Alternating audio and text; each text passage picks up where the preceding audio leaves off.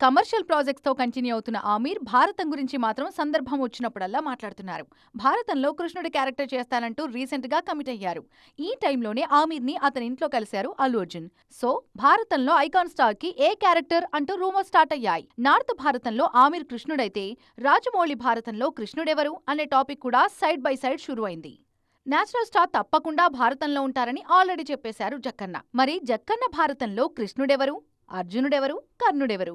తారక్, రామ్ చరణ్, ప్రభాస్ వీళ్లలో ఎవరెవరు ఏ క్యారెక్టర్స్ పంచుకుంటారు అనే డిస్కషన్ గట్టిగానే జరుగుతోంది. ఇక ఇవాళ రేపు మొదలయ్యే ప్రాజెక్టు కాకపోయినా చర్చ మాత్రం స్ట్రాంగ్ గా వినిపిస్తోంది. ఆలస్యమైందా ఆచార్యపుత్ర అంటూ కల్కిలో కర్ణుడి క్యారెక్టర్ లో ప్రభాస్ కనిపిస్తే బాక్సాఫీస్ దగ్గర కాసుల పంట పండింది.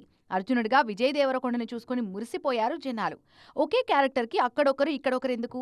నార్త్ సౌత్ అనే తేడా లేకుండా ఆమీర్, రాజమౌళి కలిసి ఒకే భారతాన్ని తెరకెక్కిస్తే వరల్డ్ వైడ్ ఉన్న రికార్డ్స్ అన్నింటినీ తిరగరాసే ప్రాజెక్ట్ ని తయారు చేయొచ్చనే మాటలు కూడా వినిపిస్తున్నాయి.